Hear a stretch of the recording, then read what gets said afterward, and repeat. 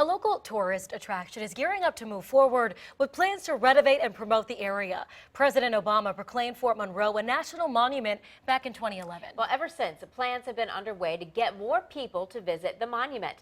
10 on your side's Kara Dixon spoke to the Fort Monroe Authority about the next steps that they are taking. Kara? Laura, Stephanie, last week Governor Terry McAuliffe announced the final transfer of land from the Army to the state, and that will take place. The executive director says this will make it easier for all the plans in store for the fort. A place of enjoyment. We enjoy seeing the ships, particularly the Navy ships and the fishing trawlers coming and going. In a place full of history. Actually drafted and ended up stationed out here 73, 74. Fort Monroe, once owned by the Army, now fully belongs to the state of Virginia. There are many things to do at Fort Monroe, and we hope people will come to Fort Monroe, especially now that the governor has done what he has been able to do. The fort closed down in 2011.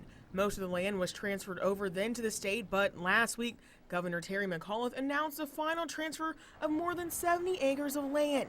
Executive Director Glenn Oder says it took a while for the remaining pieces to be bought because of extended property added throughout history. This building right here, which is the Fort Monroe Theater, which seats about 600 people, the property line actually runs through the middle of the theater. I'm standing on Commonwealth property, but if you go just past the foyer of the building, you're actually on Army property. Oder says now they can move forward with their plans to make Fort Monroe better for the more than 100 families that live there and the tourists that they are hoping to attract. Some projects include a visitor center, the use of the theater, and a 7-mile hiking trail created with the help of the National Park Service, which also owns some of the land. You want to work with the National Park Service to create a unified vision for Fort Monroe that will help us tell the great history of Fort Monroe, that will help us manage the property and make it open so that all people can come here and can enjoy this property and learn this incredible history about our country right here at Fort Monroe.